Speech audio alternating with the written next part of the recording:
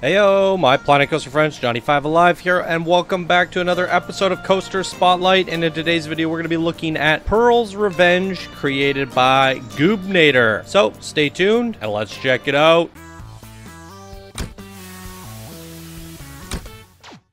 Alright, this was sent in by one of our Discord builders and golden patrons. Thank you so much for your support, Goobnator. You're helping to keep the show go on. And he says, "Hey Johnny, love the show. Here's a coaster blueprint I was working on. I didn't know what theme to do and my brother suggested pirate. So here's Pearl's Revenge. The Black Pearl is back and wreaking havoc is search of more treasure. Fly past the massive treasure the pirates have stolen and tried to get some back. This is my first time tackling pirate theme and wanted to do more but ran out of pieces. Any feedback will be welcome." Alright, thank you so much for your submission, Goobnator. Let's take a quick look at the Steam Workshop. So here it is, Pearl's Revenge, created by Goobnator. Come over here, rate it, favorite it, subscribe to it. Links will be down in the description as always. Alright, so let's take a better look at this Pearl's Revenge.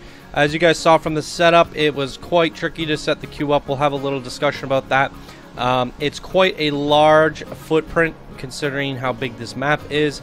No wonder you ran out of pieces because it's a lot of rocks. That's 4,000 pieces of rocks. It's crazy. I mean, I probably would have used a little bit more rock variation, and it's tough because there are different tones of rocks that you could have probably used for the tops. You know, just so there's dark rock on the bottom, light rock on the top, and then you could sprinkle a little bits of ivy in there and moss and different things.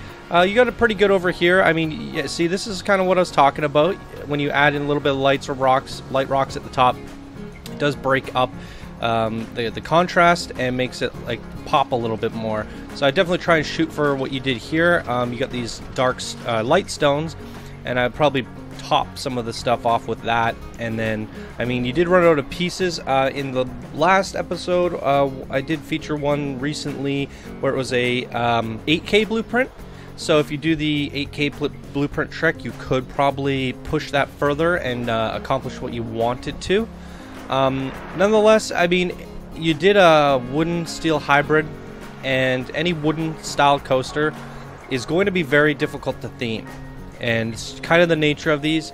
It's sometimes best to use these as exploration coasters, or you know, something like what you would see in Six Flags, where it goes out and it does some stuff and it's a little bit bare, and then you fence it around, put some trees and stuff, and the decoration should be saved for the boarding station itself. And that's just kind of my opinion. Yeah. So as you guys saw from the queue, I would have liked to see a little bit more decorations or thought gone into the queue. So here's a nice sign. I do like that. But as you can see from the setup when I was doing it, it came through here, and there's just not enough space, and you can't actually run the queue through here like it's intended to be because the track is getting in the way of the path.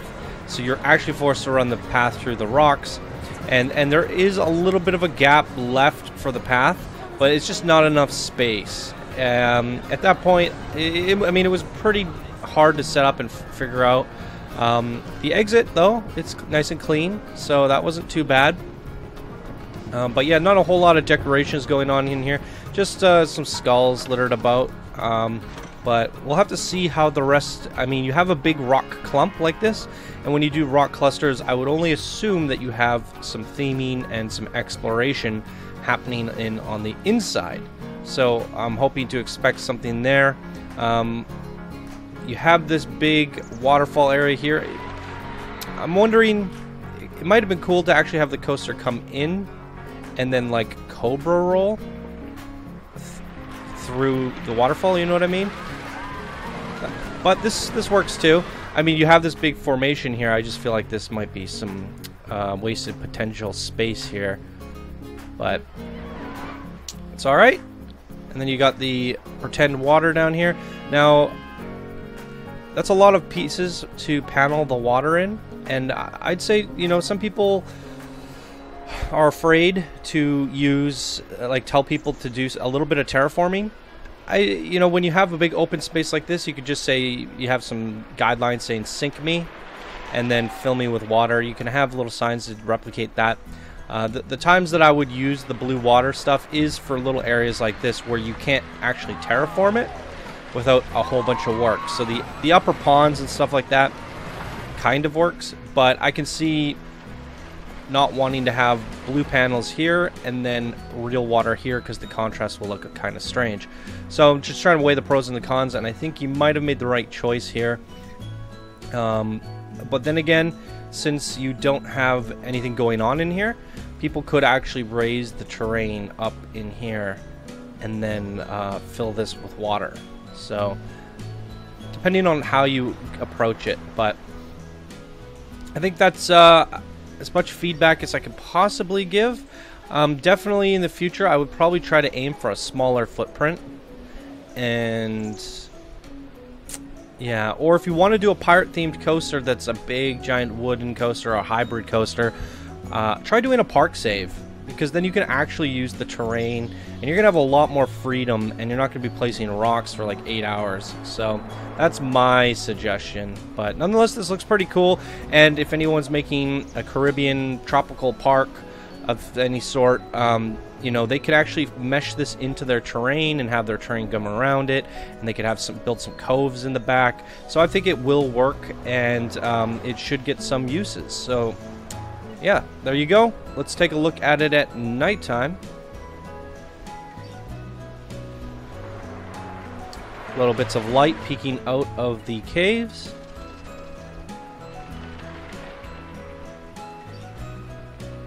Treasure. Very cool. Alright, let's take a peek at the stats and get on this. So we got 6.43 excitement, a 4.69 fear, and a 1.3 nausea. Alright, here we go.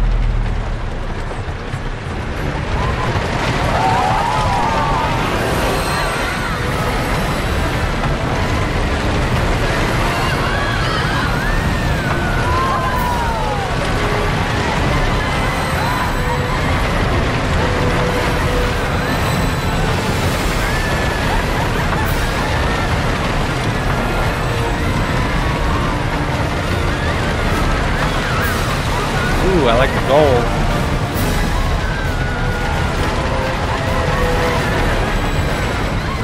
Oh, some bone supports.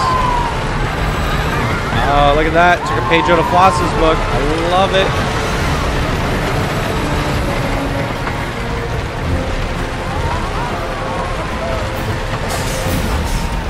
Alright, very nice.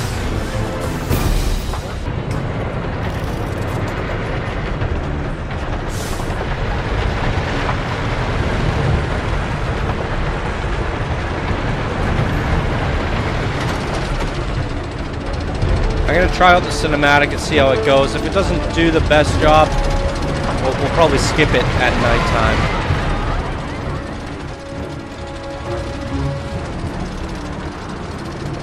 Probably do a track view for nighttime as well.